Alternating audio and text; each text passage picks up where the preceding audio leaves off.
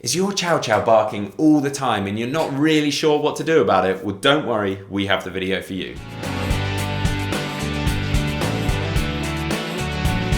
Welcome back to the Fenrir Chow Chow Show. My name's Joe and I'm a certified canine leader here at FenrirCanineLeaders.com.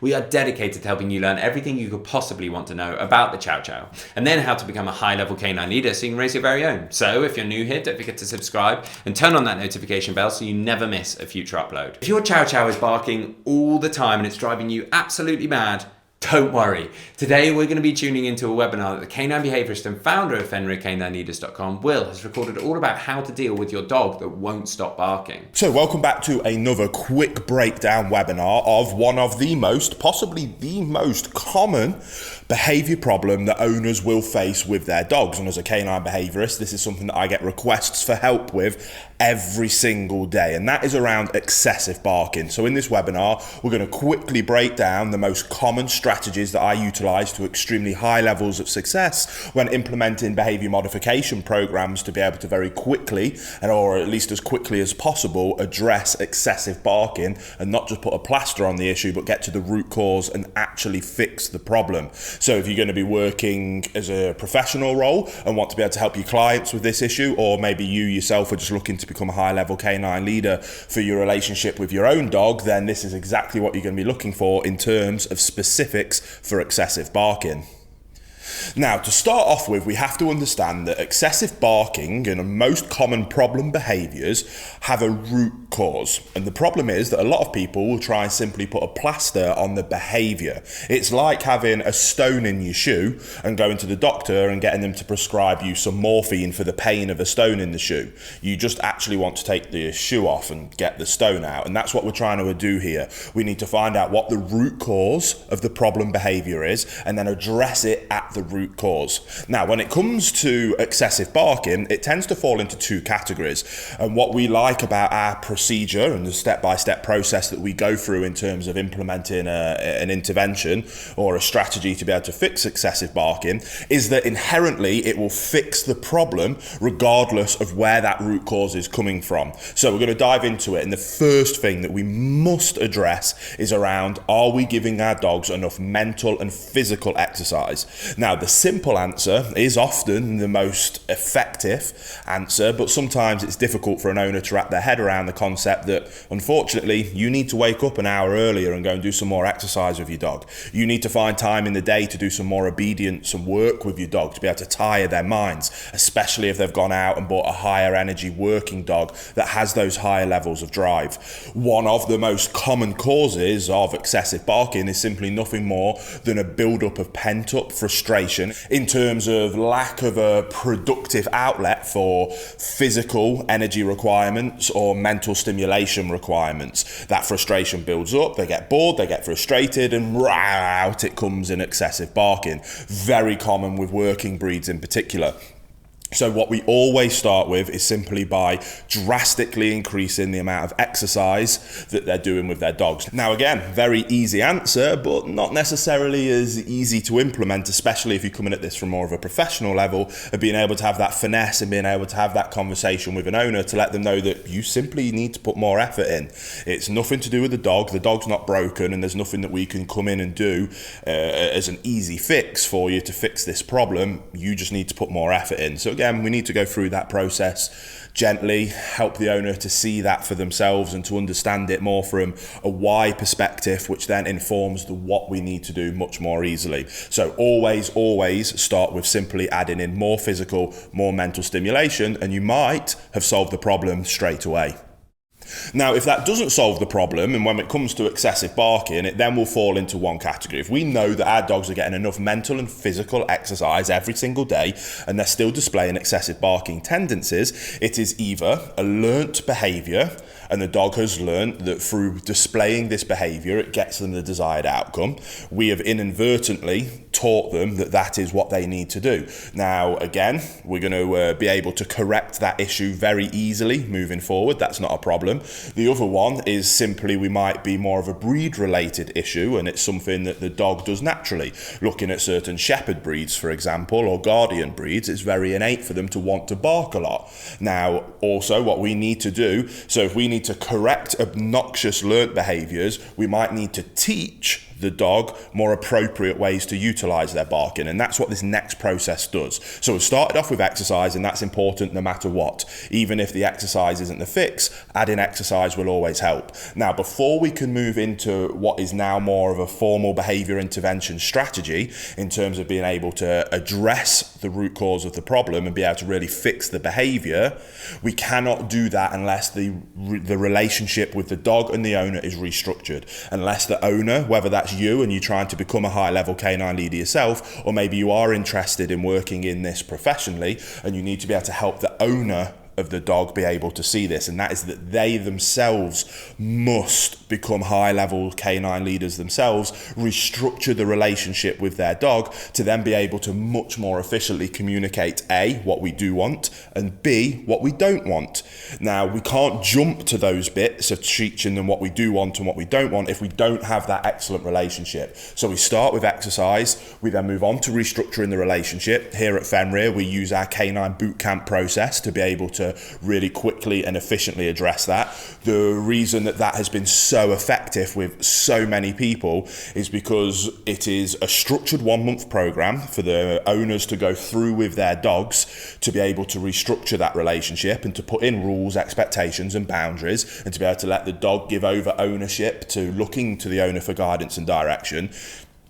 And it is that process, but what's beautiful about it is inherently throughout that process, we're also teaching our owners how to become high-level canine leaders. We're teaching them the theories and the concepts and the ideas. That means not only when they go through that boot camp to fix one problem, they come out the other end as better leaders themselves, which then means that they can address any other problems themselves, and then they don't need us again as a canine behaviourist, which, if you want to do your job right, is the right way of going about it. We're not simply putting plasters on problems so that we can come back and put a plaster on another problem. We get to the root cause, we help our owners become high-level canine leaders, and then they don't need us again. It might seem counterintuitive, but I promise you'll have a lot of success. So we must restructure the relationship, teach our owners to become high-level canine leaders themselves, restructure that relationship, have the dog look up to us for guidance and direction, or up to the owner for guidance and direction. Once we get to that stage, and again, the boot camp can help you address that if that's what you need help with, then we can move on to the approach of actually fixing excessive barking. So exercise,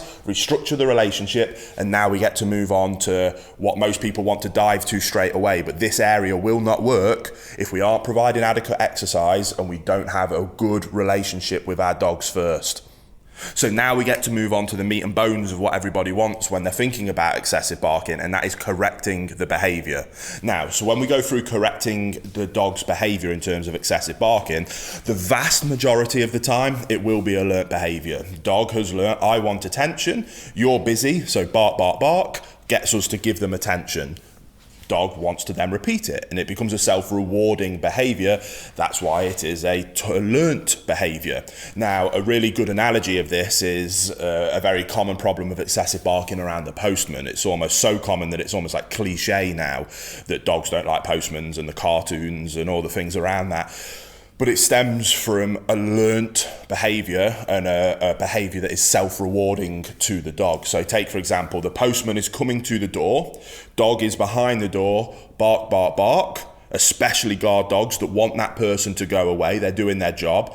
Go away, I don't want you here, I am here, this is my house. This is all in bark, bark, bark. Postman comes, posts the letters, turns away and goes. Now, the dog has zero concept that that's a postman and that's his job. All the dog knows is postman's come, I have barked, desired outcome happens with postman leaving.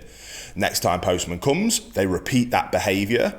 and it gets the desired outcome again, and then it becomes a self-taught behavior and a self-rewarding behavior, and that will just get more and more excessive as time goes on, and then obviously it spills out into other areas. It's very common, and being able to kind of unpick that does require a little bit of finesse. That's not necessarily what we're talking about here. We're talking about more generic excessive barking, but you need to understand the concept that it will most likely come from a place of it being a learnt behavior where we have either accidentally ourselves taught them that that's acceptable, or we've inadvertently allowed that to be the case. And now we simply need to go through unpicking that a little bit. Like I say, exercise, restructure the relationship, makes this bit really easy. If you want to jump to this bit, you can try. It can work, but it will be much more difficult to achieve the fast actions and the fast outcomes that we're able to achieve if you put that effort into these places first. So what we do is we go through our very simple process of correct, redirect, reinforce. Sounds very simple. The reason that we want to restructure the relationship as well is that, yes, we are going to have to use a correction-based approach to be able to fix excessive barking. Now, what that doesn't mean is that we're going to beat our dogs, we're going to hurt our dogs. What it means is that as a good leader, we're not going to ignore bad behavior. Good leaders don't ignore bad behaviors. They address the behaviors. They address them calmly, efficiently, with good timing, and they get to the point and then they move on. They don't dwell, but they address it and they move on. They address it fairly but firmly with extreme rules, boundaries and expectations. That is what a good leader does, even more so in the dog world, and that's what we need to do. Now, yes, you can go down the line of physical corrections and it will work.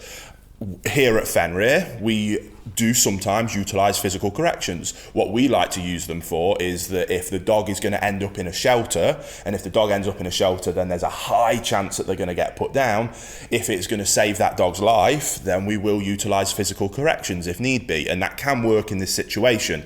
But what we like to do, if that's not the case, is to be able to simply use a verbal correction. Now, this takes us back to restructuring the relationship. If we restructure that relationship and put a lot of effort into doing that, then a verbal correction will carry far more weight and will be far more effective, which then means we don't have to go down the line of utilising physical corrections, which might then require slip leads to choke chains to prong collars, those kind of things. They will achieve the desired outcome that we're looking for, but we like to use the minimal amount of correction to get the job done. If you want to use the minimum amount of correction, put the effort into exercise and restructuring the relationship. That allows you to become a better leader, which means that your low-end corrections carry far more weight and are far more effective. If your verbal corrections don't work, it's a classic telltale sign that the dog doesn't respect your authority or your leadership. You need to take a step back and be able to readdress that. So, correct, redirect, reinforce. What does that look like with excessive barking? Dog barks, we correct it. With verbal correction, as a good leader, chest up, shoulders back, stern, deep, good vocal inflection. I like to use an ah, so that might look like, sorry if this comes across loud on the mic, be careful if you've got headphones on, but that might be a very simple ah, or a very stern no. The second that barking is about to go no. Again, we make it very clear what you're doing is not acceptable. Now, if that doesn't work, and we've got a case where I am going to send this dog to a shelter if I can't fix this right now, I've been in that place many times of helping people in that exact situation, then I might utilize a tool like a prong collar, and that vocal inflection, it might be an no and a snap on the prong collar to really be able to help them. Again, I know a lot of the positive only people don't like that principle, but I specialize in what we call death row cases, where this dog is going to get put down if we do not address this right now. So utilizing a tool like that can very much save that dog's life, and it does work. Now, again, I don't want you to be lazy and jump straight to that by skipping the exercise and the restructuring of the relationship. Do that thing first, and then hopefully your vocal inflection and verbal correction will work fine. So you've corrected the behavior. The second the barking goes, time in instantly. Then what we need to do is we can't just tell them off and then not tell them what it is that we do want from them. It's yin and yang. That's why we call it balanced training. We need to let them know what we do want, and we need to let them know what we don't want. So we've utilized that correction to let them know what we don't want. Now I want you to go into a sit, stay, and wait. Quiet, calm, good manners. So sit, stay, and we might wait for 1 second. And what we're looking at teaching the dog is that if you want something, you get that through being calm, quiet, well-mannered. So sit, stay, wait. Yes, good boy, good. Then we reinforce. Correct, redirect, reinforce. That 1 second can then become 3 seconds of waiting quietly with good manners, then 5 seconds, then 10 seconds, and then 20 seconds. If you put exercise in, if you restructure the relationship, if you are good, calm, and consistent with correcting that behavior every time and then redirecting and reinforcing the desired behavior, the inappropriate behavior will decrease, the desired behavior will increase, and over time, and very quickly, if you implement this properly, you will have a dog that will stop excessively barking and will start to demonstrate calm, relaxed behaviors because they are seeking the desired outcome, which is looking up to you for guidance and direction because you restructured the relationship and doing what it is that you want from them. And now we have that good relationship, we can clearly communicate that through correct, redirect to the desired behavior, reinforce. Now, what we also can do when it comes to excessive barking is that we're correcting the bad behavior and redirecting them to the desired behavior, which is calm, good manners. What we can do, and what so many people make the mistake of doing this, is I guarantee you might think that you've got the most annoying dog in the world with excessive barking behaviours. That will still probably be a small percentage of the time of that dog's day-to-day activity as him actually displaying that behaviour.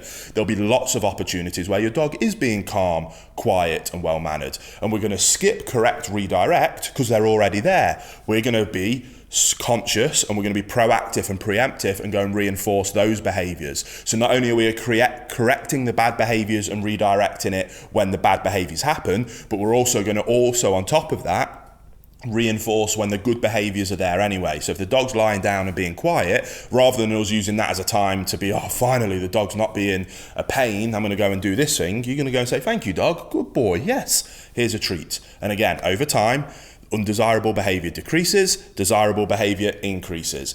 As the undesirable behavior decreases, you have to use less and less and less corrections.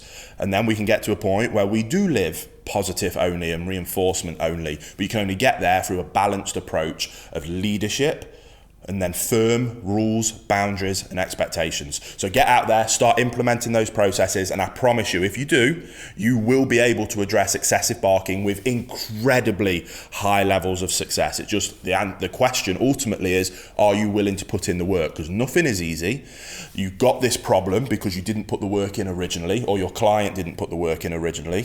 So we need to be able to get them to understand that without upsetting them. We don't have to go in and be nasty or horrible about that, but we need to make them clearly understand that and then be able to move forward to get to that point of a wonderful relationship with their dogs where they're happy, their dogs are happy, and ultimately we're keeping them out of shelters and not being put down. So go put the work in and I promise you'll have a lot of success. There you have it, guys, some really useful tips and tricks of how to deal with your chow chow that won't stop barking. I really hope you enjoyed today's video. If so, get involved in the comments down below as we would love to hear from you. Don't forget to subscribe and turn on that notification bell as we have 3 dedicated videos coming here every single week. So I can't wait to see you in the next episode of the Fenrir Chow Chow Show.